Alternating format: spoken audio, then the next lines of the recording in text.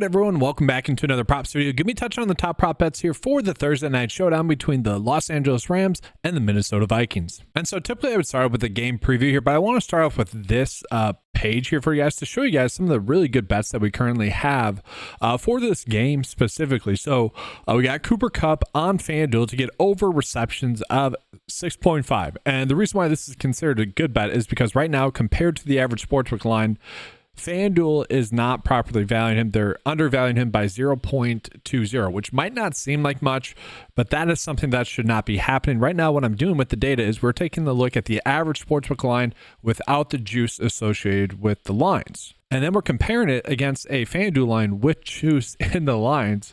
And so that should never be happening, but it does. And so this is a pretty good bet that we have. And then another one, it's ESPN bet isn't wrong, but again, this really shouldn't be happening. They're at 0%.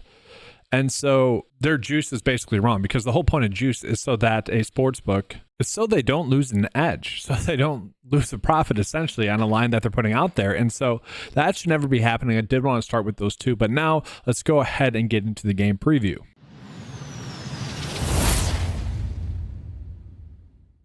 All right, so looking at this game, guys, it is going to be one of the higher scoring games on the slate at about 48 points or so. We're going to see that the Minnesota Vikings are actually only 3-point favorites in this game, which is a little bit shocking. But the thing with the Rams is that they're probably going to be getting Cooper Kupp back for this game. All signs point to that being true, but they are still banged up, and they are still a team that have been finding ways to lose. I guess it wouldn't be surprising to see maybe the Rams upset them, but I'm not counting on it. I would say, and I guess the Vikings are coming in off of a loss, and now it's a short week, but I don't know that. Given how well the Vikings have played thus far this season, I know they've let opponents stay in games and whatnot. You would argue they probably should have lost 3 straight. They've been outplayed 3 straight. You could argue that. But at the same time, they've been doing the correct things. And the Rams are a team that have been finding ways to lose, whereas it's been the opposite there for the Vikings. And so the 3 points there is a little bit shocking to me. Like, if you're trying to bet on that, I see Hard Rock bet at 2.5. I see DraftKings at 2.5. About -120. I don't mind those bets there for the Vikings to cover that. Now we look at the injury report here for the Vikings. The biggest piece of news is whether or not TJ Hawkinson is going to return. The expectation is going to be that he returns in week 8. Now, as of recording this video, he is still currently questionable. We will see if he ends up playing or not. We have no clue. I do think that changes kind of the likelihood of Sam Darnold throwing a touchdown or not. One of my favorite bets at the start of the week was Sam Darnold to get over 1.5 passing touchdowns.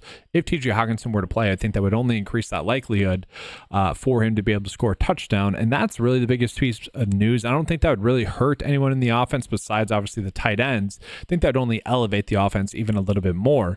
When we look at the Rams, yes, they are kind of banged up. So Tyler Higbee is still out, okay? And then looking at the receivers, Puka Nacua is still out. There's a chance he could be back maybe in week 9. Probably not, though. Cooper Kupp is going to be back. The expectations were going to be that Cooper Kupp would actually maybe play last week. But given the fact that they had a short week, I just don't think they want to risk it. So we're going to see him go in this game. And obviously, he's had a heavy workload in the 2 games that he's played. Remember, that game against Arizona was not a full game. The biggest question is, all right, is Jordan Whittington healthy enough to play? That's literally the biggest question that we had, because last week it seemed like he was going to be in for a heavy workload. It seemed like it was going to be the Jordan Whittington show like it was in week 5, okay, like it was a little bit in week 4. But he is banged up, really untimely, because one of my bold predictions was that Jordan Whittington would be this year's Puka Nacua, and it was set up perfectly for that, except for he got injured. I honestly think we would have seen not as good a production, but really similar production to him. And if he's good to go in this game, we could actually still see that. Well, Puka is out, but because he was banged up, he ended up seeing a significantly reduced snap share in that game. So he had played 90% in week 4 and week 5, which is why we saw that awesome production from him.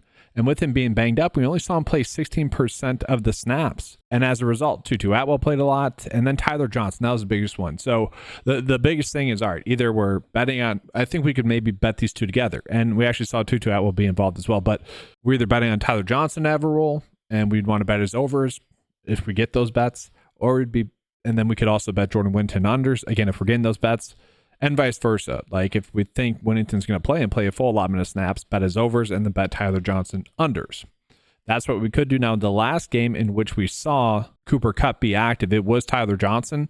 I read that more as as Jordan Whittington just not being ready to go. In terms of snaps, I guess we can take a peek at it, guys. Colby Parkinson, maybe not playing as much as we would have thought, but he is someone that should have a good game. At the same time, we'll see. Kyron Williams still at his normal snap share, about 90 to 80% of the snaps. He does get his most difficult matchup of the year, especially in terms of rushing the football against the Vikings. So we'll see how he does in this game. Now, in terms of running back snaps, I do think it's interesting to call out. Aaron Jones ended up getting 72% of the snaps last week, which is pretty high after maybe it seeming like he could be out this game at least. And maybe with it being a short week, maybe we do see a little bit of Ty Chandler in this game. I doubt it. Maybe we get a little bit of revenge game for Cam Akers if he's active. These snaps I do think would be even more split up with TJ Hawkinson. Maybe he'd lead the way, but we don't know that for sure. In terms of receivers, no real shock there. Three-headed monster there, if you will, with those three players getting their snaps. So let's go ahead and jump into the bets that we are gaining in this game. We'll start with PrizePicks and the Minnesota Vikings. So right now, nothing too crazy in terms of the bets that we are getting. In terms of the bets we should be going out of our way to target. I do like Sam Darnold to get over 1.5 passing touchdowns. That's already a bet that I recommended on the early bets video, and I still like that one. Again, if TJ Hawkinson is going to be active in this game, I only think that would increase his likelihood of getting this. At the same time, I still think there's a good chance for him to get this regardless. Jordan Addison under fantasy score is one I'm staying away from. I actually think this could be a good game for him going against this defense that, just hasn't been that good. We are getting a TJ Hawkinson receiving yards prop. I don't think they would rush him. And so if he's good to go, he is someone that maybe we could look at betting the over there. Again, I don't know if we need to exactly do that. I really just want to take a peek at Jordan Addison. Are we getting any good bets here for him? Not on PrizePicks. So we'll go ahead and take a peek at Underdog. Now, on Underdog, we are going to see that Jordan Addison and Justin Jefferson under fantasy scores are the two better bets. That's simply because they're slightly higher than PrizePicks and they are slightly higher than the average sportsbook line. That's something that I will bet even though I don't want to, and that would correlate decently well with this extra points made under prop bet here.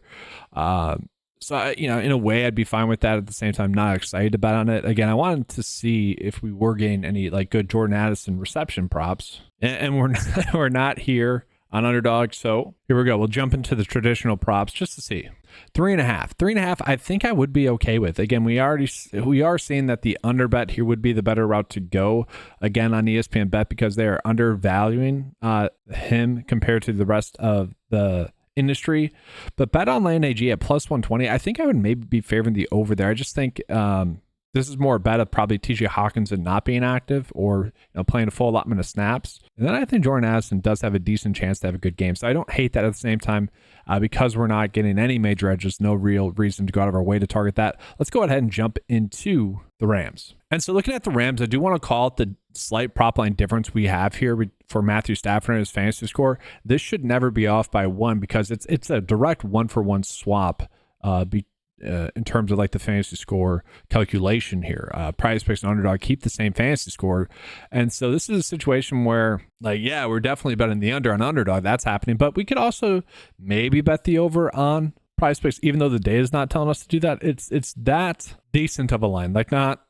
It just shouldn't be off by one is the best summary of it. Colby Parkinson, will he have a big game? I kind of doubt it if Cooper Kupp is back. That just seems tough for me to see happening. I actually don't mind Cardi to get over 6.5 kicking points. If this game is going to be a 3-point spread and it's also going to be a game that is going to be that high scoring, he should be able to get 2 field goals and maybe an extra point. Kind of the way I see it happening. And then, I don't feel the need to force in a 2-2 Atwell prop. Cooper Kupp probably has a good chance to get over 6.5 receptions. Let's actually take a peek at this as well on the normal sports books. Now, there is some narrative that Cooper Kupp could potentially get traded. Maybe they don't play him a lot. Maybe they do play him a lot, trying to show people that he still has it. I don't really know what to expect here with that kind of news. I would just assume if he's good to go, they're going to play him. They're not going to maybe limit his snaps, which does sound to kind of be what was happening with DeAndre Hopkins, strangely enough. But are we getting any good edges in terms of maybe the lines being off compared to other lines? And I would say maybe FanDuel is clearly too low here for sure. We'd want to be betting that over, but also I wouldn't hate bet online AG or ESPN bet minus 135. Sure, obviously it's likely for him to get the over there, but he has a chance to really crush that. And I kind of expect him to. if he's good to go. And so jumping on into underdog, yes, the Matthew Stafford under fantasy score is going to be the best one. And that's really it in terms of those like good bets that we have. So really to me, I see one good bet on prize picks. And then we have 3 good bets on underdog. So let's go ahead and get into those bets of the day. So, oh, wow, they just bumped this. That's annoying. We'll see if this gives us a regular bet. Literally, when I was doing this video, we still had 1.5 receptions. They now change it to a demon prop because they feel like we're getting too big of an advantage on them. Fucking annoying. Sorry. It's just give us the normal lines. If you put out bad lines, that's on you. That's super annoying. Anyways, maybe if you like that bet, try it on pick 6 if that's available. If you like it, maybe underdog hasn't bumped their lines. Annoying. That would be my favorite bet still. Hopefully you guys already got exposure to that one in the early props video that I put out. But now let's go ahead and jump on into underdog. Now, guys, I do want to call it that underdog does have like the boost going on. So if you want to run this out as a flex, you could like boost this to the, and you know, it could end up just being a power play bet with using their boosts that are typically available on underdog. I don't love the idea of betting these unders here. If you look at Monday night's bet slip on underdog, 4 for 6, which is obviously good. The 2 bets that missed were Kate Allen and Rashad White for their under fantasy scores. And obviously that was a high scoring game. I would argue that's, you know, I was kind of hesitant to bet on those because of that. And obviously, I would argue that's a big reason as to why I didn't like them was because it was a high scoring game. That's kind of what we have in this game as well. So I don't like the idea of chasing the lower fantasy scores. But at the same time, that's probably why we're getting a little bit of edges because just naturally prize picks and underdog are kind of bumping those lines up. We are seeing that underdog maybe a little bit too high. Now, if you guys are saying this is wrong, I want to bet the overs on these guys. They're going to have good games. It's going to be a high scoring game. Hey, nothing wrong with that. Do that on prize picks. Then we're getting a slightly better edge. Those little prop line differences can be the difference between you cashing and having a very good week or just having an annoying flex slip bet. And so just make sure to be doing that. If you guys enjoyed this video, make sure to give a like and subscribe. If you guys want access to any of the tools that you saw in this video, head on over to 9to5sports.com, get access to them for just $10 a month. That's going to be all for this video. Leave a like, leave a subscribe. That does help out the video a lot. If there's a bet that you guys really like, leave a comment. That does help out everyone out as well. Thank you guys for watching. Good luck. And as always,